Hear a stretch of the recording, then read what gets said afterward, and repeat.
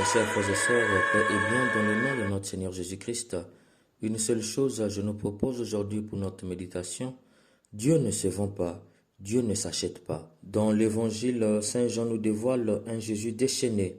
Il rentre dans le temple et trouve des vendeurs de bœufs, des brebis, des colombes et des changeurs assis. Déchaîné, il fait un faux de cordes. Il les chasse tous du temple.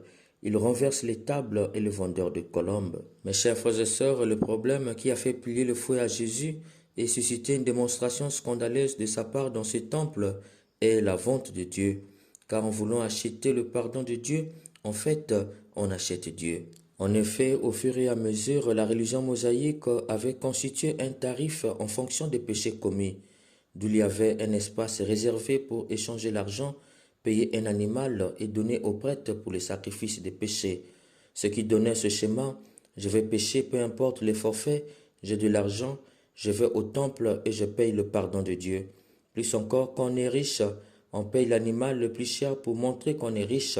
On rentre avec le péché d'escroquerie, on pense acheter le pardon de Dieu avec de l'argent, puis on sort avec deux péchés, l'escroquerie et l'orgueil, puisque Dieu, son pardon ne s'achète pas.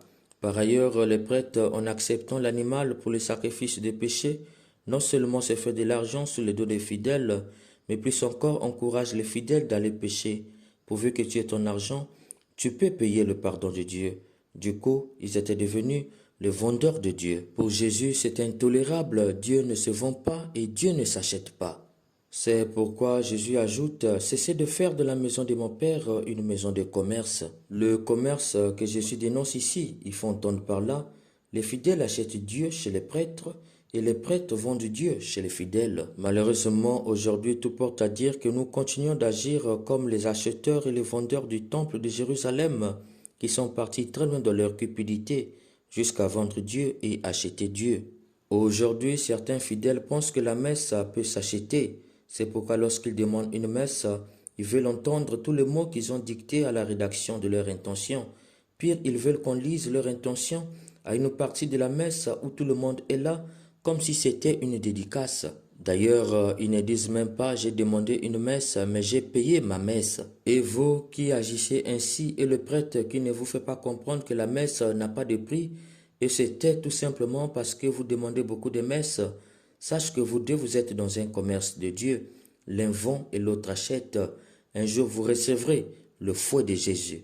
Aujourd'hui, il y a des chrétiens qui papillonnent des églises en église dans la recherche du bonheur. Sache que vous êtes dans le commerce de Dieu. Vous pensez qu'en allant des églises en église, Dieu est une marchandise. Quand le prix de telle boutique ne me sied pas, je vais ailleurs. Si je ne trouve pas un bon prix ailleurs, je reviens dans la première boutique. Un jour, vous connaîtrez le fouet de Jésus. Il en est au nom de la cupidité qui crée des églises où Jésus est présenté comme un distributeur automatique. On ne parle que prospérité. Si tu donnes, Dieu va te donner. On va jusqu'à tarifer les bénédictions. Et toi qui payes pour être béni, et toi qui vends les bénédictions, vous êtes dans le commerce de Dieu.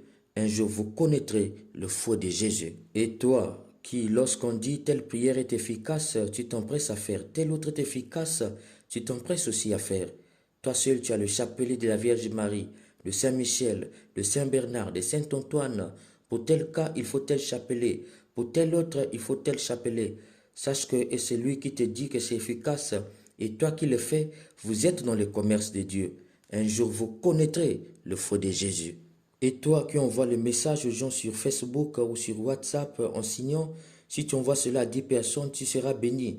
Et toi qui relais ce genre de messages, vous êtes dans le commerce de Dieu.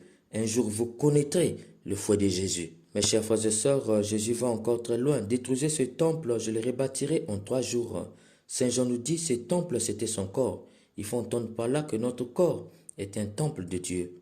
Ainsi donc, toi qui fais du commerce avec le corps, un jour tu connaîtras le fouet de Jésus. Le commerce ici, ce n'est pas seulement sortir avec 3 hommes à la fois, mais un homme vient vers toi et à première vue, il découvre que tu aimes l'argent.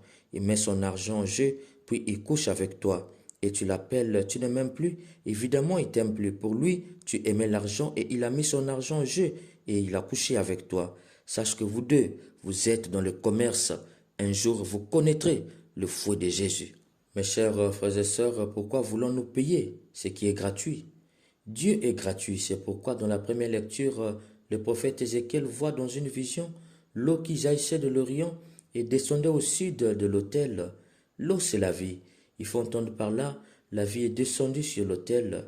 Ézéchiel nous montrait déjà l'importance de la parole de Dieu, mais aussi des sacrements. Tout cela est gratuit. Il nous rassure son efficacité. Pourquoi vouloir payer ce que Dieu nous a donné gratuitement? Pourquoi te laisser manipuler par les pasteurs mercenaires qui ne visent que te dépouiller en te vendant des illusions? Cher bien-aimé, si tu es encore dans le commerce de Dieu, c'est parce que intérieurement tu es encore vide, paralysé et noué. Tu traînes une vie réduite et sans efficace parce que le grand problème, tu ne t'acceptes pas avec tes limites et tes qualités. C'est pourquoi tu es tenté de vendre Dieu ou d'acheter Dieu. Tu ne peux pas réussir ta vie si tu ne t'acceptes pas. Si tu t'acceptes, tu sauras qu'aucun manque, aucune souffrance dure éternellement. Cher ami, toi qui m'écoutes, n'est qu'un seul désir, être pleinement toi-même, sans rature ou même avec beaucoup de ratures, et offre-toi à Dieu tel que tu es. Tu verras que Dieu t'accueillera gratuitement, et à son tour, il se donnera gratuitement à toi. Amen.